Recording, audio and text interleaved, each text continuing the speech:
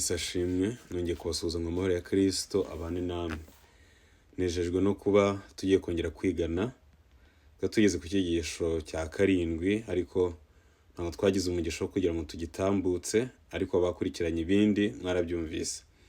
Wenda nacyo nitumara gukora iki ngiki nacyo tuzakigarukaho kugira ngo byibura nubwo abantu batagira umugisha wo guhita bakiga ubu, ariko turabizi neza ko hari igihe ibi byigisho bizongera gukenerwa mu mitima yacu ku buryo ki tugomba kugira aho tugomba kubyumvira.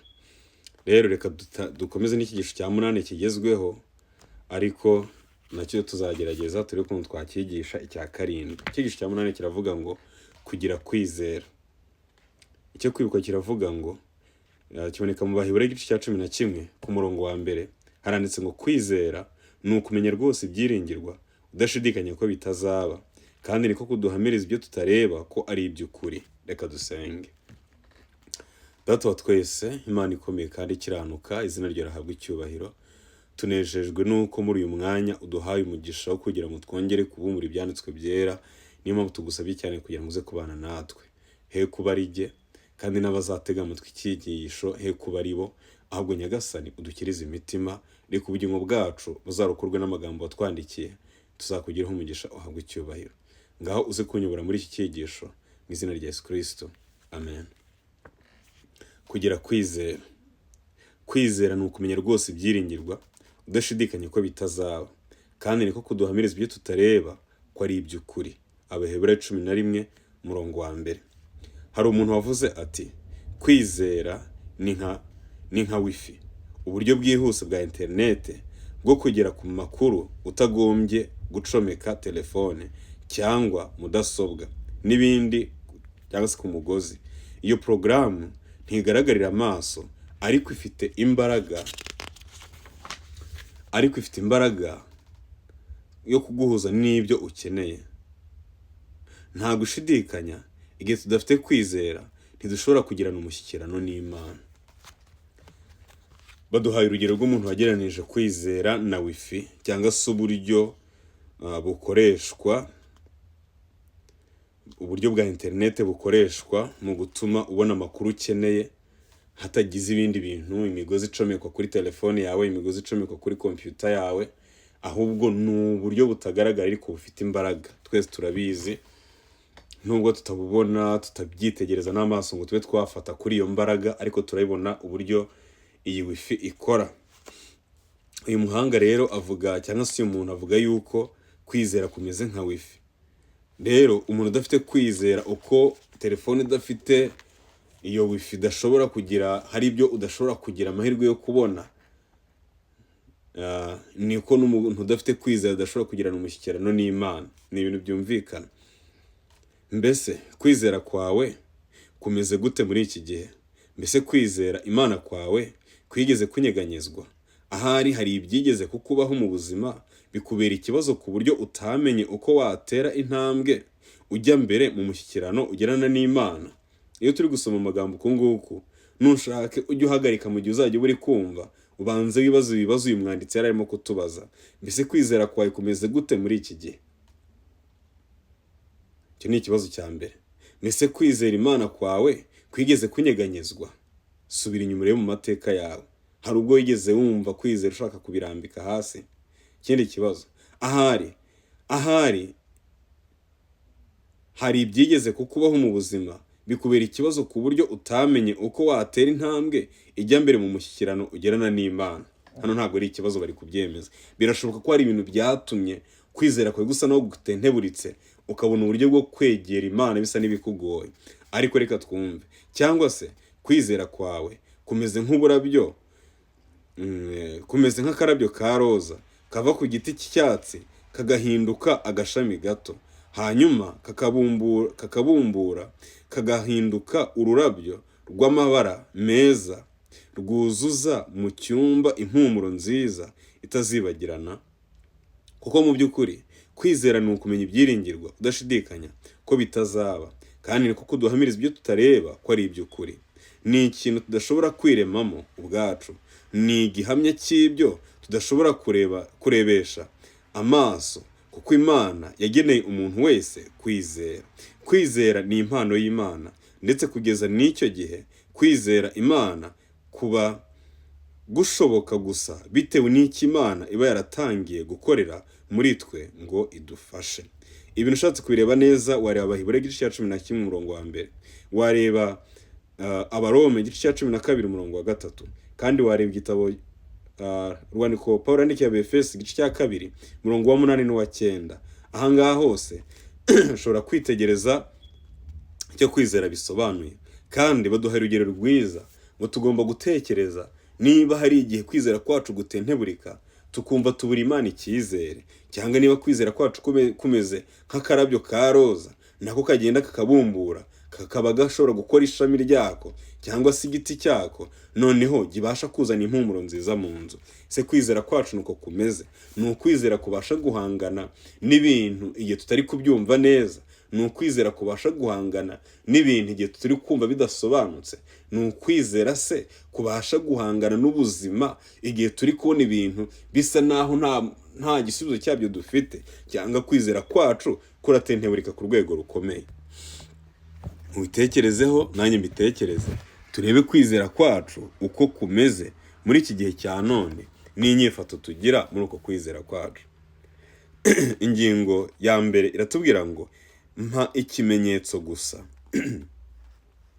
Ahari ushobora kuba warigeze kumva aya magambo ngo iyo nza gushobora kwibonera inyanja itukura yigabanyamo, cyangwa amano igwa ku butaka, cyangwa nkabona Yesu akiza umuntu w'impumyi, nari kwizera rwose. Cyangwa wenda nawe ubwawe ushobora kuba warigeze kugira ibitekerezo nk'ibyo. Uyu mwanditsi yagiye akoresha ingero zigiye zumvikana. Hari abantu bajya bibaza ngo uwari kunyereka inyanja itukura yigabanyamo kabiri, nanjye iyo Mana nayizera. Uwari kunyereka Abisirayeli bahabwa amano, nanjye iyo Mana nayizera. Nyamara n'uyu munsi uramutse ushatse ibintu ushobora gutuma wizera Imana, ni ukuri ntabwo wabibura. Impamvu utizera ngo ugere ku rugero rukwiriye si uko ibigutera kwizera wabibuze, kuko ni inshuro nyinshi wagiye ubona ibisubizo bikomotse ku Mana binyuze mu kuyinginga ndetse no kuyisaba kubana nawe, ndetse hari n'aho wagiye ugera kenshi ugahamiriza abantu ko Imana wayibonye. Ariko kigaragaza yuko abantu baba bamaze kwibagirwa iby'Imana yabanyujemo kandi bakabivamo bemye, ni uko batangira kwivovota mu gihe utuntu duto tugenda tubabaho kandi bararokotse binini. Rero niba tudashobora gushimangira ukwizera kwacu dushingiye ku byatubayeho mu gihe cyashize, biragoranye cyane. Yesu yigeze kubwira Abayuda, arababwira ngo niyo bazura Mose kandi bakazura Aburahamu, ntabwo abantu bashobora kuba bakumva. Niba tumvira Mose, ninde wundi bashobora kumvira? Ntabwo ari ukumvira Mose wari warapfuye nubwo yaje kujya mu ijuru, oya, ahubwo ni ukureba ibyo Mose yanditse bihamya iyo Mana. Niba abantu badashobora kumvishwa rero n'iby'Imana yandikishije binyuze mu gukoresha Mose, nta kindi gihamya bashobora kuba bategereje kibasha kubakiriza imitima. Ku rundi ruhande, kuki muri iki gihe kugira kwizera byari bikwiriye kutworohera kurusha uko byari bimeze mu bihe bya kera bya Bibiliya? Abisirayeli ntibari bafite Bibiliya yose, yemwe ndetse ntibari bafite amateka maremare bashoboraga gusubiza amaso inyuma bakarebamo nk'uko bimeze kuri twe. Mose yashimangiye ibyo gusubiza amaso inyuma tukareba kugira ngo twibuke kugira neza kw'Imana n'uburyo yatuyoboyemo. Wabisanga mu Gutegeka kwa 2 igice cya 4 ku murongo wa 7 kugeza ku wa 10, Gutegeka kwa 2 mu gice cya 8 murongo wa 2 kugeza ku wa 3. Munyanganire someho amagambo makeya kugira ngo twongere twibukiranye. Gutegeka kwa 2 igice cya 7 ku murongo igice cya 4 ku murongo wa 7 handitse ngo iki? Haranditse ngo mbese hari ishyanga rikomeye rifite Imana iriri hafi nk'uko Uwiteka Imana yacu ituba hafi iyo tuyambaje. Murongo wa 8, kandi ni ishyanga rikomeye iki rifite amategeko yose, kandi ni ishyanga rikomeye iki rifite amategeko n'amateka atunganye ahwanye n'aya mategeko yose mbashyira imbere uyu munsi. Wirinde gusa ugira umwete wo kurinda umutima wawe wowe kwibagirwa ibyo Imana kwibagirwa iby'amaso yawe yiboneye bye kuva mu mutima wawe iminsi yose ukiriho, ahubwo ubimenyeshe abana bawe n'abuzukuru bawe. Imana ihabwe icyubahiro. Mose yongeye kwibutsa abantu ko badakwiriye kwibagirwa iby'Imana yabakoreye, ahubwo bakwiriye kubizirikana, noneho ntibigarukire aho ngaho gusa, ahubwo bakabyigisha n'ababakomotseho. Igice cya 8 ku murongo wa 2, Guteka kwa 2 haranditse ngo kandi ujye wibuka urugendo rwose rwo mu butayu Uwiteka Imana yawe yakuyoboye muri iyo myaka uko ari 40, kugira ngo igucishe bugufi, ikugerageze, imenye ibyo mu mutima wawe, yuko wakwitondera amategeko yayo cyangwa utayitondera. Nuko yagucishije bugufi, ikundira ko wicwa n'inzara, ikugaburira manu wari utazi na ba sogokuruza banyu batigeze kumenya, kugira ngo ikumenyeshe yuko umuntu adatungwa n'umutsima gusa, ahubwo yuko amagambo yose ava mu kanwa k'Uwiteka ari yamutunga. Mose yarimo ashishikariza Abisirayeli kuzahora bibuka amateka y'ibyo banyuzemo, kuko yari amahirwe bari bafite yari arenze ay'abababanjirije, kuko bo hari byinshi batigeze babona, ariko abo yavuganaga nabo hari byinshi bari barabonye. None se bari kutubaza ngo ni iki gituma twebwe tutagira kwizera kwimbitse kandi kubasha kwitegereza ibintu byinshi kuruta Abisirayeli bo kuba batari bafite ibintu byinshi bashobora kureberaho? Dufite ibintu byinshi dushobora kureberaho, ariko imitima y'abantu ntago yiteguye gukorana n'Imana mu buryo bumwe cyangwa se ubundi. Sinzi, ariko dukwiriye kubitekereza tukamenya umugambi w'Imana ku bugingo bwacu. Barakomeje ngo mu buryo budahuye n'ubwo Abisirayeli, twebwe dufite imyaka 6,000 y'amateka y'Abisirayeli dushobora kwigiramo, nkuko tubisanga muri Yohana igice cya 20 umurongo wa 30 na 31. Ntabwo ahangaha tuhasanga imyaka 6,000, ahubwo dushobora kwigiraho turamutse tubishatse. Ariko imyaka ishize ni myinshi, kuva isi yaremwa kugeza uyu munsi wa none hagiye haba ibintu byinshi bitandukanye dushobora kwigiramo, tukamenya yuko Imana ishobora byose, kandi kwizera kwacu kukaba kwakura kukagera ijuru. Yohana igice cya 20 umurongo wa 30 na 31 handitse ngo iki? Aravuga ngo hariho n'ibindi bimenyetso byinshi Yesu yakoreye imbere y'abigishwa bitanditswe muri iki gitabo, ariko ibi byandikiwe kugira ngo mwizere yuko Yesu Kristo ari umwana w'Imana, kandi ngo nimwizera muherwe ubugingo mu izina rye. Nguko ukurana ukuri. Namwe nimwitegereze Yesu Kristo wari ufite ubumana 100% mu bugingo bwe, akaza akaba ku isi imyaka 33. Ese mutekereza yuko umuntu aramutse yanditse ibintu byabaye mu myaka 33, ibintu byose yaba yibuka, ibintu byose yaciyemo, mutekereza ko icyo gitabo cyaba kingana iki? Noneho murebe Yesu nk'icyamamare, cyangwa se Yesu nk'umuntu wari uzwi n'abantu benshi, wakurikiwe n'abantu benshi, n'ibintu yakoze ubuzima bwe bwa buri munsi. Mbese byari kwandikwa mu kihe gitabo? Nyamara byanditswe biratubwira ngo niba ngibi byanditswe kwari ukugira ngo bihinduke ubuhamya bubasha guhamiriza abashaka kwizera iyo Mana. Nshuti zanjye, ni iki muri gukora? Ni iki ngewe ndi gukora kugira ngo kukwizera kwacu gukure, kubashe kugera ku ntego Imana yifuza?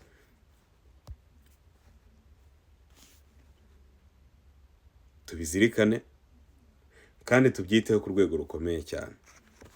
Barakomeje ngo buri gisekuru kiba gishaka ikimenyetso, kandi n'icyacu nuko kimeze. Nyamara ibimenyetso biri ahatuzengurutse hose. Nusoma Matayo 24 uzabona uburyo ibintu byinshi byasoheye ndetse biri no gusohora muri iki gihe.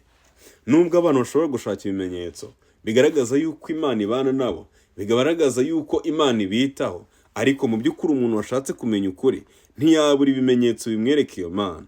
No mu gihe cya Yesu abantu bifuzaga ibimenyetso, ariko n'ababibonye benshi ntibyabakijije, cyakora ntibyabuza abo bigomba kurokoramo bakeya. Nyamara ntago ibyo ngibyo ari byo dukwiriye gushingiraho kwizera kwacu, kuko Imana yabwiye umwe mu bigishwa be, aramubwira ngo Toma, hahirwa uwizera atabonye. Ese wijejwe nuko ubonye, ariko hahirwa uwizera atabonye? Dukeneye kwizera kutatugira impumyi, ahubwo kwizera kubasha gutuma twitegereza ibyo bitagaragara, ariko ubuzima bugakomeza. mbese tujya impaka na Yesu kandi tukamugerageza nk'uko abafarisayo babikoraga? Mbese dutuma asuhuza umutima cyane kubw'uko tubuze kwizera mu gihe yaduhaye ibyo dukeneye byose ngo twizere? Nabibabwiye, uramutse ushatse kure impamvu zigutera kwizera, ni ukuri ubuzima bwawe ubwabwo burahagije. Ubuzima bwo mu muryango wawe mw'imbere aho uba, niba ufite amahirwe kuba ufite umuryango, uri umwana mu rugo cyangwa se uri umubyeyi uri gukurikirana iki cyigisho, uramutse ushaka kureba ibintu byinshi nk'ibimenyetso byatumye Imana igukorera Imana yagukorera bitari witeze ko bishoboka, ni ukuri wabibona. Ariko nyamara turashaka kubona Imana yimanukiye ikavugana natwe, turashaka kubona Imana imanuye inkuba, turashaka kubona Imana izana imirabyo nta mvura irimo kugwa. Ibi bintu ntago ari ukwizera, ahubwo ni ugushidikanya ubushobozi bw'Imana. None wowe nta bintu washingiraho ngo ubone impamvu zikwiriye kugutera kwizera utabanje gushaka ibimenyetso. Nyamara ibitangaza nk'ibi si byo abayuda bari bakeneye. Ibi nibyo namaze kubabwira.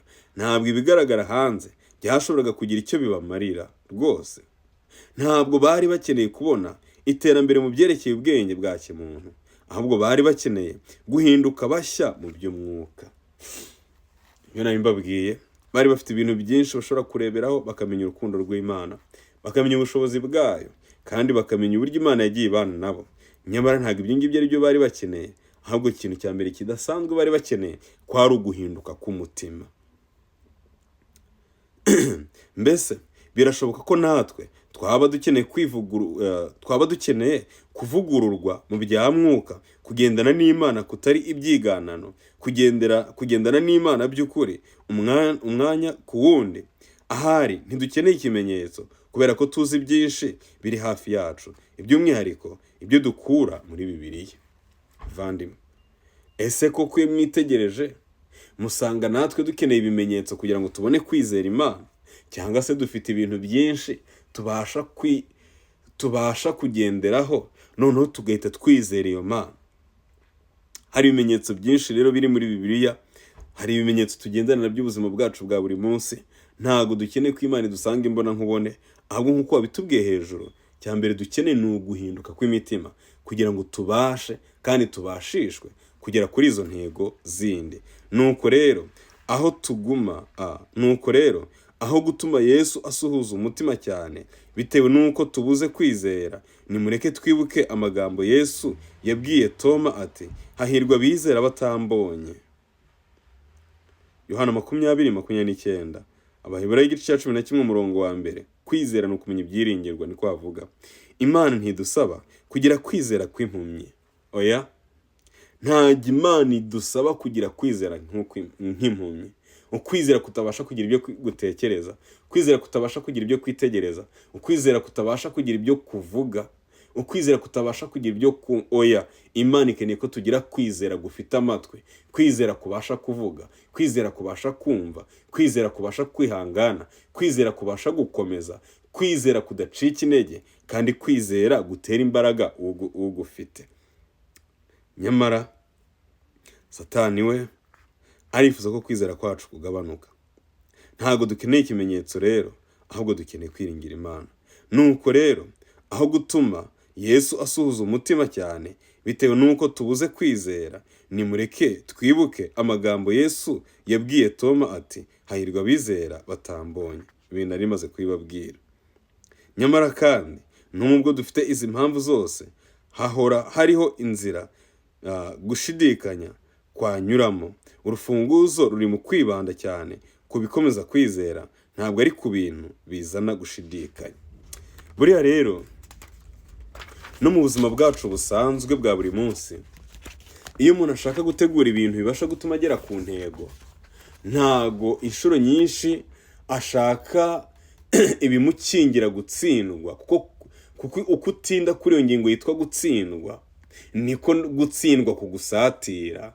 Kuko ubwenge bushakisha impamvu zigutera gutsinda buratsikamirwa ntibukore cyane ku rwego rwagombye gukoramo, kuko iyo turi gutekereza ko duramutse dutsinzwe byagenda gute, bijya birangira ubwenge bwacu busa naho bwibanye, tugatangira guhangana n'ingamba zakorwa mu gihe twaba dutsinzwe.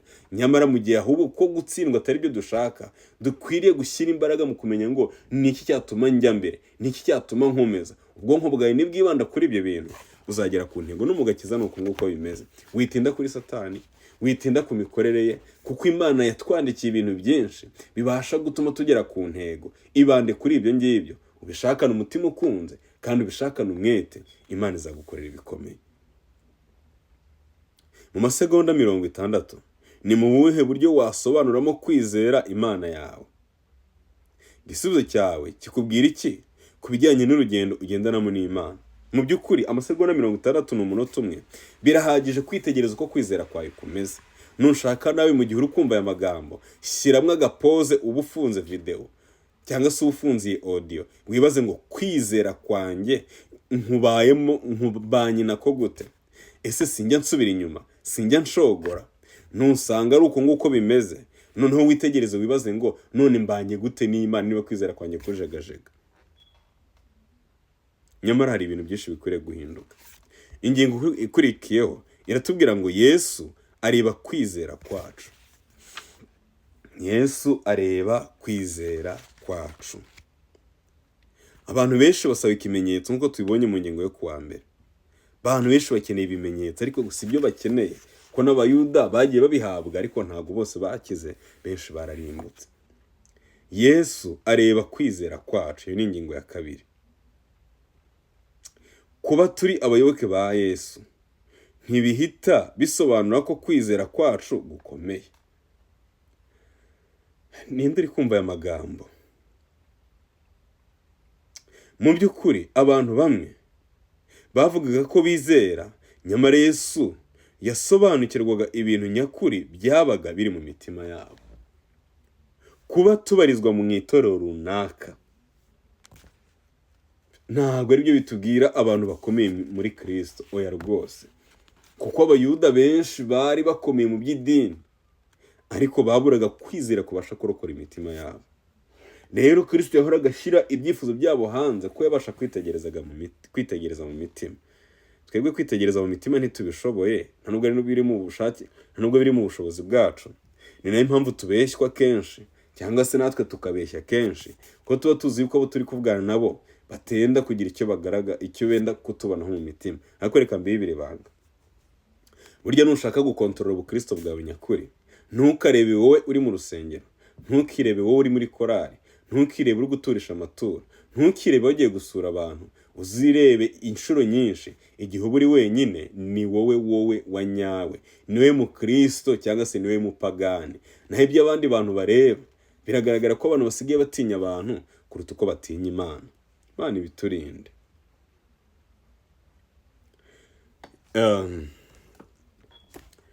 Luka igice cya 7 guhera ku murongo wa 1 kugeza ku wa 10, twumve Yesu akiza umugaragu w'umutware w'umusirikare. Iki ni igitekerezo mwese muzi, aho umutware w'umusirikare yagiye gushaka Kristo kugira ngo aze kumukiriza, ari kumubwira ati nyiriza umugaragu wanjye ararwaye kandi arenda gupfa. Igihe amubwira gatyo, Yesu aramubwira ati reka nze njye kumureba mukize.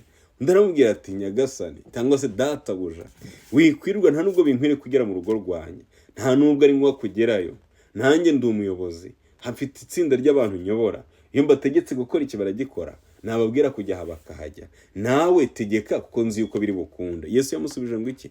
Nibwo nabona umuntu ufite kwizera ntigeze mbona no mu Bisirayeli. None dufate uko kwizera k'uyu mugabo wumvaga kuko afite ubushobozi bwo gutegeka abantu ayoboye kandi bagakora ibyo abasabye nk'umuyobozi. None Imana ishobora gukora ibintu bingana iki? Yari yaramaze gusobanukirwa Imana iyo ari yo mu bugingo bwe. Mariko igice cya 9 dusoma iby'umugabo wasanze Yesu kugira ngo yirukane umudayimoni wari mu mwana we, ariko akaba yarashoboye kwegeranya kwizera guhagije, kwizera kwari muri we, maze aravuga ati databuja ndizeye nkiza kutizera. Kuko hano impamvu yavuze ngo ndizeye nkiza kutizera ni igihe yari amaze kuvuga ngo Yesu washaka wabasha kunkiriza umwana. Ni muri ubwo buryo Yesu aramubwira ati, aravuze ngo niba mbishoboye, aramubwira ati bishobokera uwizeye. Noneho uyu mugabo wo kugira ngo atinde iyo hirya ashakisha ibindi bintu aza kuvuga, ahubwo yagize ubwenge yumva neza. Buriya hari abantu benshi batega amatwi kugira ngo baze kubona igisubizo batanga, aho kugira ngo batege amatwi ngo bumve. Niba utega amatwi kugira ngo utange igisubizo, ufite ikibazo, ntabwo uzigera wiga ibishya. Rimwe na rimwe ujye ucishamo utega abantu amatwi, wumve n'icyo bakubwira. Kuko iyo uri kumva nibwo wiga, ariko iyo uri kuvuga ntabwo uba wiyungura, uba wungura abo ubwira. Muri uku guhura n'aba bantu bombi, Yesu yabonye mu bantu kwizera cyangwa ntiyakubona muri bo, nuko akora ibitangaza nk'umusaruro nk'uko kwizera, cyangwa kugira ngo akomeze uko kwizera kwabo. Yesu rero yasanze dufite kwizera, natwe niko tugenzereza. Akora igitangaza kugira ngo kwizera kwacu gukure, gukomeze kujya mbere, cyangwa se nyine kwizera kwacu nyine kugira umwimerere ukuntu. Ariko byose biterwa n'inyifato twagize imbere y'uyu mwami wacu. Mu buryo nk'ubwo, Mwuka Wera dutera umwete wo kwizera. Bantu mudasaba Mwuka Wera buri munsi, ubundi mukora iki? Ko ibi ngibi ari byo Imana idusaba buri munsi, ko Imana ikeneye kutubona tuguwe neza, ko Imana ikeneye kutubona ibintu byose biri amahoro, ni iki turi gukora kugira ngo tugere ku ntego? Mu buryo nk'ubwo, Mwuka Wera adutera umwete wo kwizera mu gihe umwanzi w'imitima aba ashaka kwirukana Imana mu mibereho yacu. Ukutizera kugundiriwe mu mutima kugira imbaraga irindagiza. Ukutizera kugundiriwe mu mutima kugira imbaraga, ariko imbaraga yo kurindagiza. Mu bihe Mwuka Wera rero adutera umwete wo kwizera kugira ngo abashe kudutsindira Satani ushaka kujyana imitima yacu akadukura mu biganza by'Imana, abafite kutizera bakakugundira, imitima yabo irarindagira, niko hano batubwiye.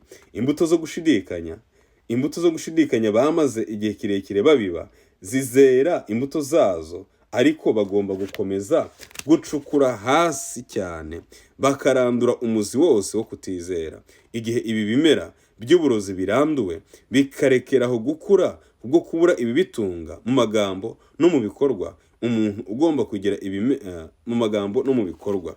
Ni ukuri, iyo abantu bakomeje kugenda mu buryo butari bwo, bakagenda nabi imbere y'Imana, hari ibintu baba basabwa. Baba bakeneye gusaba Kristo afatanije nabo, akaza mu bugingo bwabo. Mwuka Wera nawe aba ari aho hafi, cyangwa se aba ahari kugira ngo afashe uwo muntu ukeneye ubutabazi bw'Imana abubone mu buryo bukwiriye. Rero hagomba kurandurwa iyo mizi y'uburozi bwatwangirije imyaka myinshi cyane, kandi noneho twamara kubirandura, Kristo akabona guteramo. Ariko no kurandura, abantu babyumve neza, ntago turandure twe tubyikoreye, ahubwo ni Kristo bidufasha. Icyo akora, agenda atura mu bugingo bwacu bigendanye n'umwanya twamuhaye. Rero mu magambo no mu bikorwa niho dukwiriye kurandurira imizi izana uburozi mu bugingo bwacu, igatuma tutagera ku ntego yo gukiriza Kristo imitima yacu idasigaye. Igihe dushidikanije ku Mana, imico yayo cyangwa ku ijambo ryayo, mbese tubigenza dute? Imana ntiyirengagiza cyangwa ngo ireke igitekerezo cy'umuntu, kubera ko yaturemye mu ishusho yayo, kandi ikaba iturarikira kuganira nayo. Nk'uko yabikoze kuri Aburahamu, Mose ndetse na Yobu, Imana iturarikira kwiga gukorera mu byitegererezo by'igitekerezo cyayo kigari kandi kitarondoreka. Nubwo ku rwego runaka tuba tugomba kwiyegurira gukora ibyo tutarasobanukirwa mu buryo bwuzuye. Bavandimwe, nubwo hari ibyo tutararegurirwa gukora mu buryo bwuzuye, ariko hari ibyo dushobora gukora. Ni ukuri, ubugingo bwacu bukeneye Imana ku rwego rukomeye cyane, kandi bukeneye Imana ku rwego ruri hejuru. Nyamara kugira ngo bikunde, ni uko ari byo dukwiriye gukora. Yesu areba kwizera kwacu. Zirikana yuko igikorwa cyose ukoze, zirikana yuko ibintu byose ugiyemo ndetse ibintu byose ukoze, Imana itegereza kwizera kwawe, ikareba niba kwizera kwawe ari ukwizera gukuze, cyangwa niba ari ukwizera kubasha guhindura ibintu mu buryo butari bwo. Tekereza ku bitekerezo byose bishyize byose bishyize mu nyurabwenge ufite ku birebana no kwizera. None se ni hehe inyurabwenge yawe igarukira, kandi ni he kwizera gushinze imizi kandi gusobanutse gukeneye kugera? Bitekerezeho. Ntabwo ndibuze gutinda kuri icyo kibazo, cyakora we nuhagera uzicare ubanze utekereze umenye ngo hano Imana irimo kumbwira iki. Yesu yavuze ko, reka tugere kuri iyi ngingo yindi yo kuwa gatatu kugira ngo tubone uko dukomeza kwiga nk'uko tubyifuza. Haranditse ngo Yesu yavuze ko muramutse mufite kwizera kungana n'akabuto ka sinapi, mwabwira umusozi ukava ahawo. Matayo 17:20. Niba warigeze ubona akabuto ka sinapi, uzi ukuntu ari gato cyane, nyamara kugira kwizera kungana n'ako kabuto ka sinapi, kungana n'ako kabuto gato gashobora kuzana impinduka nini cyane. Bityo rero kwizera kugomba kuba ari ingenzi cyane, kandi kugomba kuba gufite ububasha ndetse no gukomeza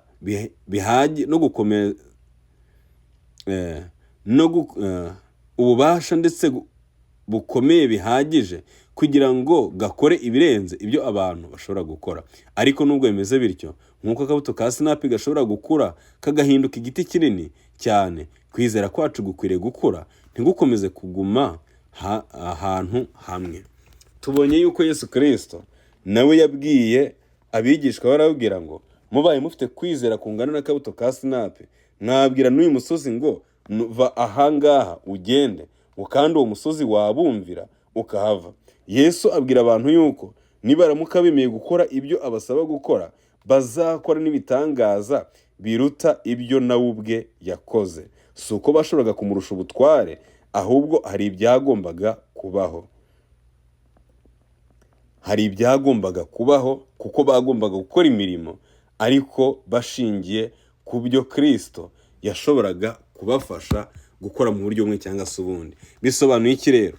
Nubwo kwizera kwacu gukeneye imbaraga mu buryo nk'ubwo ngubwo, ariko hari ikindi kintu dukwiriye kuzirikana kandi tudaciye ku ruhande. Icyo kintu dukwiriye kuzirikana tudaciye ku ruhande ni uko kwizera kungana n'akabuto ka sinapi, niba gushobora gukora ikintu kidasanzwe, bisobanuye ko natwe dukwiriye kugira uko kwizera, ariko ngo ntikuguma aho ngaho gusa, ahubwo uko kwizera kwacu kugakura, tukagera ku ntego irushijeho kuba nziza mu buryo bumwe cyangwa ubundi. Bavandimwe, suzuma kwizera kwawe, urebe niba urimo gukora ibyo usabwa gukora mu buryo bwuzuye. Aho twari turi kureba kuri iyo ngingo ivuga ngo kwizera si ibyiyumvo. Rwose kwizera ntabwo ari ibyiyumvo. Mu by'ukuri hari urwego runaka rwo kwizera dukeneye kubanza kugira ngo tube dufitanye n'Imana umushyikirano. Hari ukwizera kw'ibanze dukwiriye kugira ngo tube dufitanye n'Imana umushyikirano. Niko kuri rwose. Abaroma igice cyangwa se urwandiko Pawulo yandikiye Abaroma igice cya 12 ku murongo wa 3, reka twumve icyo hatubwira. Abaroma igice cya 12 ku murongo wa 3 handitswe ngo iki? 12 ku murongo wa 3 haranditse ngo ndababwira umuntu wese muri mwe mbwirijwe n'ubuntu nahawe, mwe kwifata uko mutari, ahubwo mutekereze mwitonze nk'uko Imana yagereye umuntu wese ukwizera. Buri muntu wese atekereze yitonze bigendanye n'uko Imana yamugereye uko kwizera. Kwizera kwacu gukwiriye gukura rero, kukava ku rwego rumwe kukagera ku rundi. Mbere na mbere tugomba gusobanukirwa ko kwizera atari ikintu gifatika, ni inyifato ivuka mu muntu kubw'umurimo wa Mwuka Wera.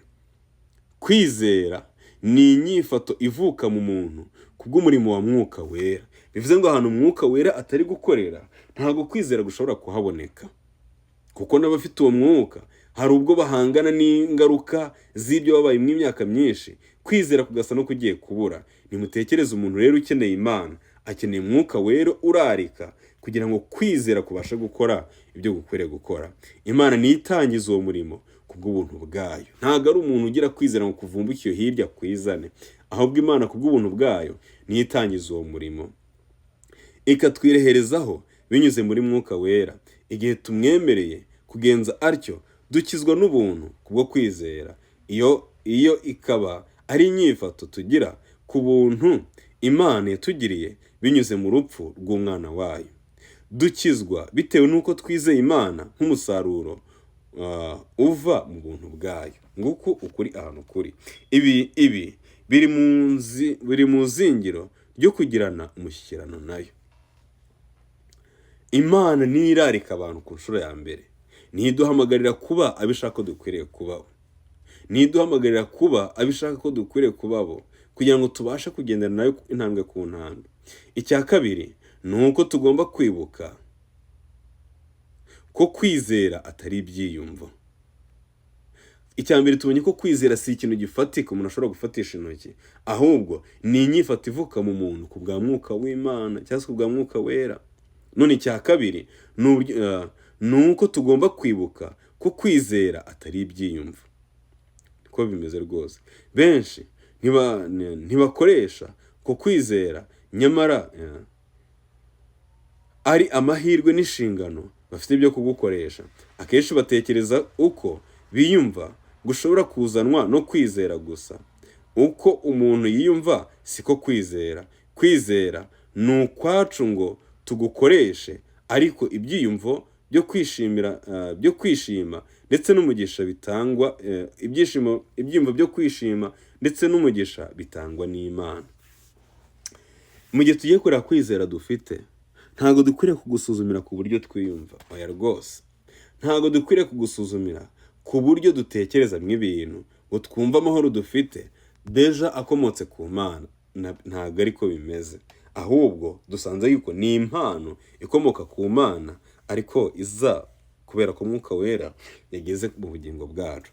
Abantu bamwe bashobora kwiyumva nk'aho badafite kwizera bitewe n'uko batimvamo ko begereye Imana, cyangwa ko batameze nk'uko bari bakwiriye kumera nka Kristo. Nyamara kwizera kurebana no kwemera ndetse no kwiringira, atari mu bihe byiza gusa, ahubwo no mu bihe by'umwijima no mu mugaru, ndetse n'igihe udashobora gusobanukirwa byuzuye ibiri kuba mu bugingo bwawe. Mbega nguko kwizera.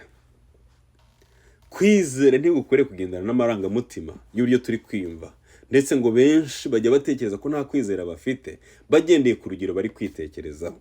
Nyamara ntabwo kwizera kugaragazwa n'ibyo ngibyo, ahubwo hari ibindi bintu bikwiriye gukorwa. Mu bihe by'umwijima, mu gihe twumva ibintu byatuyobeye, ndetse no mu gihe tudashobora gusobanukirwa byuzuye ibiri kutubaho mu bugingo, ibyo nabyo ni icyo gihe cyo kwizera, noneho ahubwo birushijeho. Ibyiyumvo ntibikwiriye na rimwe kuganza imibereho yacu y'iby'iyobokamana cyangwa umushyikirano dufitanye n'Imana. Igihe twiyumvamo ko turi kure y'Imana, nibwo tuba dukeneye rwose gukoresha kwizera kwacu, maze tukayitabaza nk'uko se w'umwana yabikoze muri Mariko igice cya 9 ku murongo wa 24. Kwizera kurakenewe, kudashingiye ku buryo twiyumvamo. Hari abantu Kristo yajyaga gukiza akabwira ati, mwana wanjye, kwizera kwawe kuragukijije, cyangwa se haguruka ugende. Ngo ntabwo bategerezaga kubanza kwiyumvamo, ahubwo kwizera kwarazamukaga, nuko bagakora ibyo bategetswe gukora. Nuko abari bafite ubumuga bwo kutagenda, ngo ubugomba mbari bugakomera, bakumva bagize imbaraga mu mubiri, nuko bagahaguruka bigakunda. Kwizera ntigukwiriye kugendana n'uburyo twiyumva, ahubwo gukwiriye kwiringira amasezerano y'Imana. Kwizera gukwiriye kuba kuzi icyo gukurikiye, nibwo kwizera kuba kuzuye. Ariko twibuke isoko nyakuri. Kwizera kudakomotse kuri Mwuka Wera ni kwizera kudashobora kuramba, kandi uko kwizera kurapfuye. Imana ikuturinde. Avandimwe, Uwiteka arushaho kubitaho.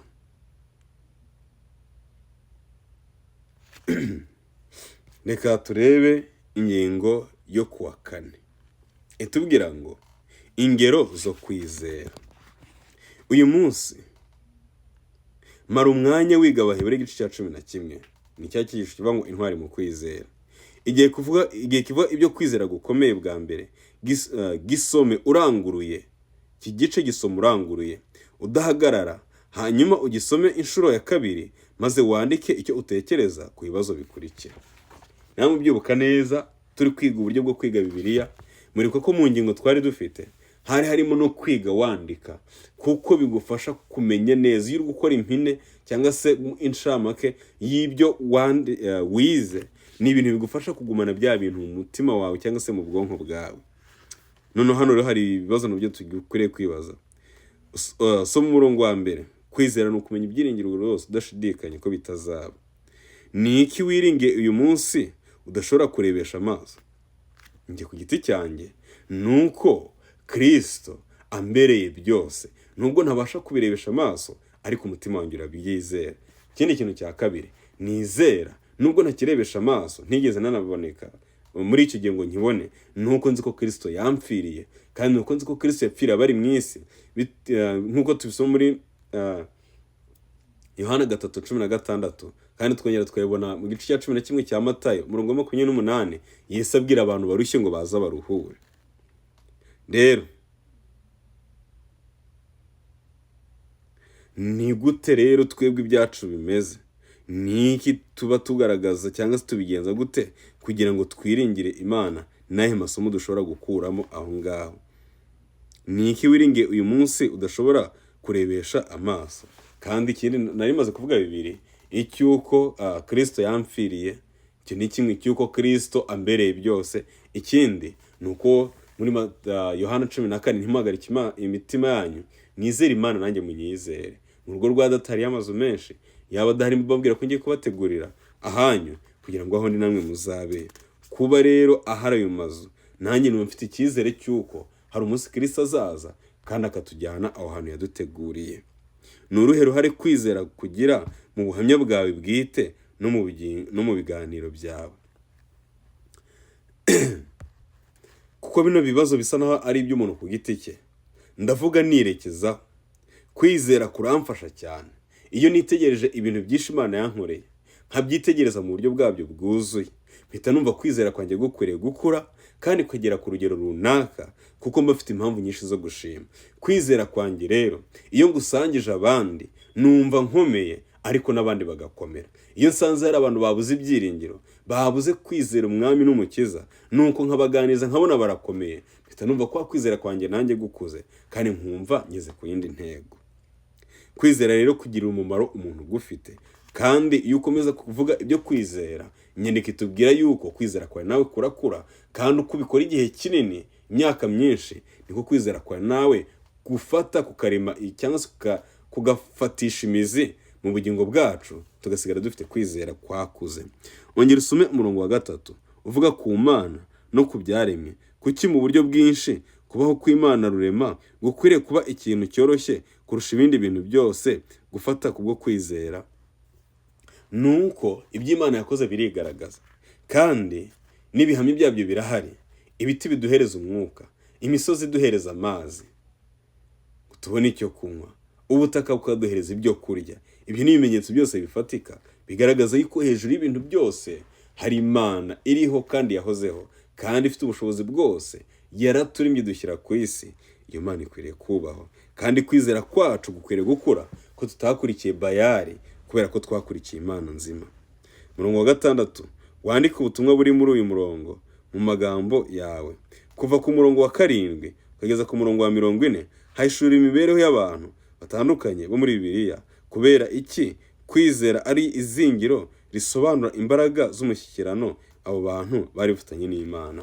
Kiriya gice cya 11 nukiga ukakiga inshuro ukagisoma, ariko uri nuko kiga inshuro ya mbere, inshuro ya kabiri, inshuro ya gatatu, uzabonamo ibintu bikomeye cyane. Witegereze umugambi w'Imana ku bugingo bwacu, kandi witegereze icyatumye Imana yemera gukorana n'ubugingo bwacu kugira ngo yongere kuturokora. Si aho ngaho gusa rero bizagarukira, ahubwo uzahita wita ku mushyikirano bifitanye n'Imana, kuko uzaba ufite impamvu nyinshi zikwereka ugendeye ku ngero uzaba witegereje.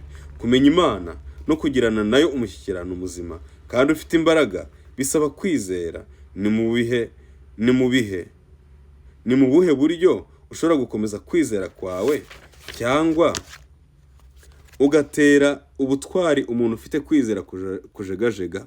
Hano tuhafite ibitekerezo byagufasha.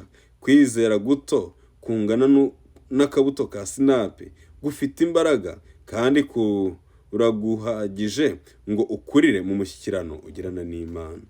Igihe cyose ufite ubushake bwo gukorana nayo, Imana izafasha kwizera kwawe gukure. Imana yahabwa icyubahiro. Mbega amagambo! Igihe cyose tuzashaka gufatanya n'Imana, baratubwira ko kwizera kungana n'akabuto ka sinapi kurahagije kugira ngo Imana iheraho igenda izamura kwizera ko konyine akabuto ka sinapi. Iyo gakuze karakura kagira ibiti birumbaje bifite amashami kandi bifite amababi atoshye, kandi akaba ari igiti kimeze neza ku rwego rukomeye, kandi ako ni akabuto ka sinapi. Rero baratubwiye ngo nituramuka tubigenje gutyo, tuzabona no kwigaragaza kw'Imana mu kwizera, kandi Imana izadukorera ibyo twe tutashobora kwikorera. Igihe cyose ufite ubushake bwo gukorana nayo, Imana izafasha kwizera kwawe gukure. Kwizera kuzanwa no kumva Imana ivuganira natwe mu ijambo ryayo ariyo Bibiliya. Fata icyemezo cyo kwiga Bibiliya buri munsi kandi usenga. Ngiyi inama y'umwanditsi. Dufata icyemezo cyo kwiga Bibiliya buri munsi kandi tugenza gute? Dusenga. Kwizera kuzanwa no kumva Imana ivuganira natwe mu ijambo ryayo ariyo Bibiliya.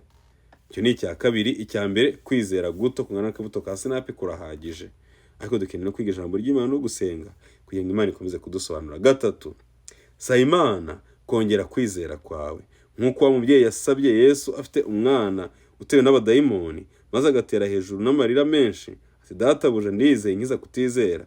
Dushobora kwemera ko tubuze kwizera, maze tugasaba Imana ikatwongera kwizera. Ni ibintu byumvikana. Ka kane, kwizera no gushidikanya bishobora kubaho icyarimwe. Ntukajye kure y'Imana bitewe gusa nuko ufite ibibazo. Mu by'ukuri ni ingenzi ko usohoza kwizera kwawe utinya kandi uhinda umushyitsi, kandi ukagira kwizera kwawe bwite aho gutira kwizera k'undi muntu, nk'uko abakobwa 5 b'abapfu babigerageje. Reka kwizera kuba kwawe, we kugira undi muntu wigana kwizera kwe, ahubwo hari ikindi kintu ukwiriye kwitaho kandi ukwiriye gukora kugira ngo kwizera kwawe kube gushyitse kandi kuzuye. Nuko ukwiriye gufata kwizera kwawe akaba ariko ugira nyambere, ntugire ukundi kwizera kundi muntu uwo ari wese wishingikirizaho. Umvira Mwuka Wera. Ingingo ya 5, umvira Mwuka Wera kandi usabe kumwongererwa mu bugingo bwawe. Iri ni ihame twese tuzi ariko dusaba gake. Imana idutabare kandi turengere. Koresha kwizera kwawe. Ibuka ko kwizera atari ibyiyumvo, ahubwo ni icyemezo cyo kwizera. Ibuka ko no mu gihe cy'umwijima, igihe udashobora kuyibona, Imana ibihari. Nk'isengesho ryo gushima Imana ko ariyo kwiringirwa, ita ku magambo y'indirimbo ivuga ngo nyiri ukwiringirwa. Dukeneye kwiringira Imana kugira ngo ubugingo bwacu bube bwizewe kandi bufite ibyangombwa byose bikeneye cyangwa se bukeneye. Ingero zo kwizera, igice cya 11 kiravuga ba Gideyoni, kivuga ba Mose, kivuga ba Yosefu, kivuga abantu benshi, kivuga no ku bantu bo mu gihe cya Nero, uburyo nyine abantu benshi bemeye gupfa mu mirongo ya nyuma isoza, ari bati nubwo batarahabwa ibyasezeranijwe, ni twebwe bategereje nk'uko Pawulo yabyanditse. Imana rero itwiteho kandi iduha imbaraga zo kwita ku bushake bwayo. Ingingo yo kuwa 5 iratubwira ngo kwizera kwa Yesu. Byahishuwe, ndizera ko muri kwibuka aya magambo ari mu byahishuwe igice cya 14 ku murongo wa 12 handitswe ngo iki? Reka mbasomere. Igice cya 14 ku murongo wa 12 haranditse ngo nuko rero wajuruwe, namwe abaririmo nimwishime, nawe wasiwe, nawe wanyanjawe. Mbabarire ayensomye hano hatariho. Ni 14 umurongo wa 12 haranditse ngo aho niho kwihangana kw'abera kuri, bitondera amategeko y'Imana bakagira kwizera nk'ukwa Yesu. Abitondera amategeko y'Imana kandi bakagira kwizera nk'ukwa Yesu. Bivuze ngo kwizera kwanjye nawe gukwiriye kuba kuri ku rugero aho kugenda gusatira kwizera Kristo yari afite kandi na n'uyu munsi agifite, kuko ntabwo Kristo agira kwizera ahubwo muri we nicyo kirimo. Kwizera niko kurimo. Natwe nubwo tuba twigaragura gutya, aba dufitiye icyizere, aba twizeye ko umunsi umwe hazabaho kongera kugaruka mu nzira. Suzuma izamu ryawe, nubona waragiye wongere ugaruke, kuko Imana irifuza gukorana n'ubugingo bwawe mu buryo bumwe cyangwa se ubundi. Mbese kwizera kwa Yesu bisobanuye iki? Ni ukugira imibereho ihuje n'ijambo ry'Imana. Ni ukugira kwizera kubasha kwiringira Imana mu byago no mu makuba, ukamenya ko Imana iba iri kumwe nawe. Ingingo yo kuwa gatanu iratubwira ngo kwizera kwa Yesu. Nk'uko tuba tumaze gusoma ririya somo. Uko isi igenda isatira umusozo, umugabane w'ubutumwa bw'abamarayika batatu ugaragaza ubwoko bw'Imana bukomeza amategeko y'Imana kandi bukagira kwizera nk'ukwa Yesu. Niwiga uburyo Abadivantisite basobanukiwemo gutsindishirizwa kubwo kwizera, uzabona ko mu mwaka w'1890 gusobanukirwa icyo kwizera nk'ukwa Yesu ari cyo ndetse n'ubutumwa bw'abamarayika batatu byashimangiwe cyane mu itorero. Kugeza icyo gihe itorero ryari ryarashyize imbaraga nyinshi ku gushimangira amategeko, kandi ryari rikeneye kwibanda ku butumwa bwiza. Bivuga neza mu magambo meza make agira ati: amategeko y'Imana yaratangajwe, ariko kwizera nk'ukwa Yesu Kristo ntikwatangajwe n'Abadivantisite umunsi wa karindwi ku rwego rumwe n'urw'amategeko, ngo amategeko n'ubutumwa bwiza bigendane. Ibi birumvikana. Itorero rya inshuro nyinshi wasangaga abayobozi, apana itorero ubwaryo, hari ibintu byinshi batumva kandi bifite umumaro, ugasanga igihe babyemeye igihe cyararenze, hari ibintu byinshi bidashobora gupfa kongera gukosorwa ngo bisubire ku murongo. Nyamara iyo baza kubyemera hakiri kare, byari gutanga umusaruro, abantu bakagira ibintu byinshi bahindura. Igihe dufite kwizera nk'ukwa Yesu, ibyo ntibisobanuye gusa ko kubwo kwizera kubwo kumwumvira no kumvira ijambo rye tuzakurikiza kwizera yari afite mu Mana, ahubwo binavuze ko buri munsi tuzagira imibereho ikora kandi mizima nk'iyo Yesu yari afite. Ni ukumenya kandi tugakora dukurikije ukuri kuvuga yuko igihe Yesu atari we zingiro ry'imibereho yacu ya buri munsi, tudashobora kugirana n'Imana umushyikirano ukiza. Ni ukuri ibintu byo bikwiriye kumvikana. Niba tutagirana umushyikirano n'Imana cyangwa se na Kristo, biragoye ko amasengesho yacu abasha kugera ku Mana. Imana ibidushoboze kandi duhe kubyumva. Kugira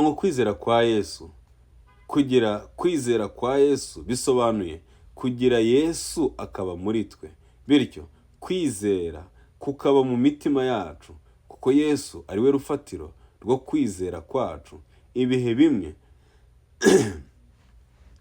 bimwe kwizera kwacu gushobora gucogora. Mbabarire. Kwizera kwacu gushobora gucogora, kugira intege nke, ariko Yesu niwe ukwiriye, kandi dushobora kugira kwizera kwe kugaragarira mu mibereho yacu bwite, kandi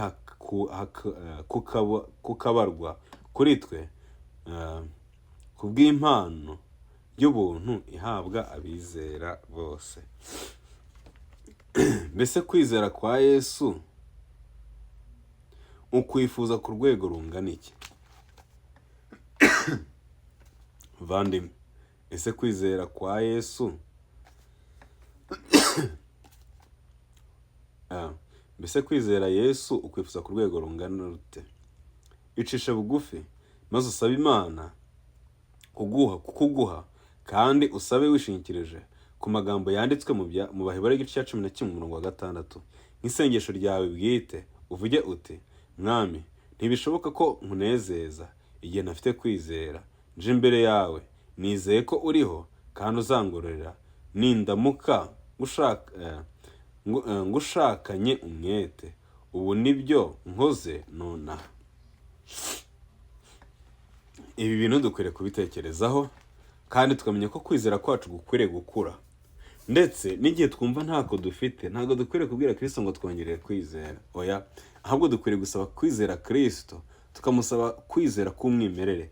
Yamara kukuduha, nubwo twaba kungana n'akabuto ka sinapi, tukizera ko twakabonye, kazatuma indi mibereho yacu y'ibyamwuka ikura. Tuzatangira kwiga ibyanditswe byera, tuzatangira gusenga kandi dushishikaye, tuzatangira kubwira abandi ibyo twungutse muri Kristo Yesu, kandi tuzatangira gufatanya n'abandi kubohora imitima yabaswe n'ibyaha binyuze mu masengesho ndetse no gukora ivugabutumwa.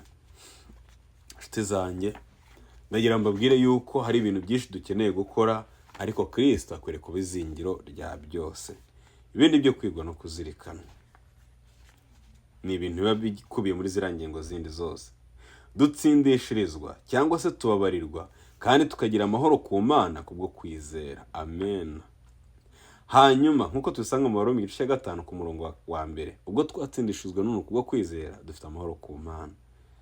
Aya mahoro niba utayafite ufite iki? Ko aya mahoro azanwa no kwizera, ntabwo ari yandi aza kubera ko dufite ibyo kurya mu nzu, oya rwose. Oya, Imana twiteho. Hepfo ngo igihe turaritse Yesu ngo aze mu mibereho yacu, tunahinduka abana b'Imana kubwo kwizera. Tubeshwaho no kwizera umwana w'Imana. Bivuze ngo iyo uhamagaye Kristo ngwino ube mu bugingo bwanjye, uba ugiye kubeshwaho no kwizera kandi uhinduka umwana w'Imana byuzuye. Nta kintu kigaragara ko kidafite kivurira, nyamara kikaba kidashobora gutsindwa, nk'umutima wiyumvamo ko ntacyo ari cyo, maze akishingikiriza ku byo Umukiza yadukoreye. Kubwo gusenga, kwiga ijambo rye no kwizera ko ahora hafi ye, abantu b'abanyantege nke nyuma y'abandi bose bashobora kugirana umushyikirano uhoraho na Kristo, kandi uzabaramiza ukuboko kutazigera kubareka ngo bazimire. Imana ihabwe icyubahiro. Ntabwo nzi niba amagambo muyumvise. Gusenga, ukiga ijambo rya Kristo, ukizera ko ahora hafi yawe, umuntu w'umunyantege nke nyuma y'abandi bose bashobora kugirana umushyikirano uhoraho na Kristo, kandi abashobora kugirana umushyikirano na Kristo, kandi umushyikirano ukaba uhoraho, kandi azabaramiza ukuboko kwe kutazigera kubareka ngo bazimire. Bagomba kugira kwizera gushikamye guturuka ku masengesho, kwiyiriza ubusa no kwicisha bugufi mu mitima yabo. Bagomba kureka inarinjye, bakuzuzwa umwuka w'imbaraga y'Imana. Amasengesho akubiyemo kwinginga, kwihangana ndetse no kwizera. Kwizera gutuma umuntu yiyegurira Imana kandi akirundurira mu murimo wayo. Niyo yonyine ashobora gutuma tubona ubufasha bwa Mwuka Muziranenge. Amasengesho yonyine niyo ashobora gutuma tubona ubufasha bwa Mwuka Muziranenge mu ntambara turwana n'abatware n'abafite ubushobozi n'abategeka iyi si y'umwijima n'imyuka mibi y'ahantu ho mu ijuru. Rero nitubigenza uku nguku tuzagera ku ntego kandi tuzagera ku bintu byinshi. Ni izihe ngingo 5 z'ingenzi zigaragaza mu magambo yatanzwe haruguru igihe tugeze ku gukorana na Mwuka Wera turwana n'umwanzi? Hano hejuru twabonyemo ibintu byinshi. Hari ibyo dukwiriye kwitaho, ni uko gusenga, kwiga ibyanditswe byera, biri mu bintu bifasha umuntu kumenya icyo akwiriye gukora, kandi Mwuka w'Imana bari hafi aho ngo afashe uwo muntu. Ni uruhe ruhare kwizera kugira muri uru rugamba? Ni uko tureba ibyo tutarebesha amaso yacu, tukabyizera nk'ibiriho, kandi bikaduha umutekano wo mu mutima. Icyo kintu rwose ubwacyo kirahagije. Rero kwizera gufite uruhare rukomeye cyane mu myizerere yacu cyangwa se mu byo dutekereza. Urwo ruhare urubona ute muri uyu mwanya mu mibereho yawe? Ndarubona cyane rwose, kuko kwizera niko kuntera gukora, kwizera niko kuntera gusenga, kwizera niko kuntera kwiga ibyanditswe byera. Kandi nk'uko twayibonye, kuko nta marangamutima akwiriye kuzamo, ntidukwiriye gutegeka Imana ibyo ikwiriye kudukorera, ahubwo dukwiriye kuyisaba kandi tugategereza twihanganye ibyo Imana izakora hanyuma. Soma Bibiri igice cya 10 umurongo wa 23 kuko ari ingenzi kugundira kwizera dufite tukakwatura. uyu murongo wo reka ngusome. Abaheburayo igice cya 10 ku murongo wa 20 ku murongo wa 23 handitswe ngo iki? Igice cya 10 ku murongo wa 20 na gatatu, umurongo wa 23 haranditse ngo dukomeze kwatura ibyiringiro byacu tutanyeganyega, kuko wasezeranijwe ari uwo kwizerwa. Dukomeze kwita ku bugingo bwacu kuko wasezeranijwe n'uwo kwizerwa. Mbese Kristo ntawe ushobora kumushidikanya ngo bikunde, kandi niyo bikunze niwe byangiriza gusa, ariko Kristo agumye yemye. Kuko dukomeze twaturana ibyiringiro byacu tutanyeganyega. Kunyeganyega nyine ubwo ni ukuva mu byo kwizera. Incamake, Imana iha buri muntu wese, aya magambo muyiteho, Imana iha buri muntu wese urugero rwo kwizera nk'urufatiro rw'isano agirana nayo, nk'ibanze ryo kwizera, kandi akaba ari nawe ugusohoza. Yesu yatweretse twese icyitegererezo cy'imbaraga yo kwizera. Igihe kwizera kwacu ari gutoya, igihe tuje turira twinginga kandi dufite imitima yitanze, Imana izatuyobora mu nzira zayo zigororotse, ku buryo tutazongera gusitara kandi tuzagira amahoro. Yesu niwe rugero rutunganye muri byose, kandi kugira kwizera kwe bizatuma tugaragara nk'ubwoko bwe mu bihe biheruka. Ni ukuri, uku niko kuri. Nasaba Imana kugira ngo idufashe, iduhe kwizera kwimbitse kandi kuzuye, iturinde guhora dushaka ibimenyetso ku Mana, kuko ibyo bimenyetso ntabwo bituma kwizera kwacu gukura, ahubwo bishobora no kutuzana kuzana muri twebwe inaringe yo kudatekereza yuko buri kimwe cyose kiba gikomoka ku Mana. Rero uku kwizera turagukeneye, kandi ni ukwizera gukomoka ku Mana.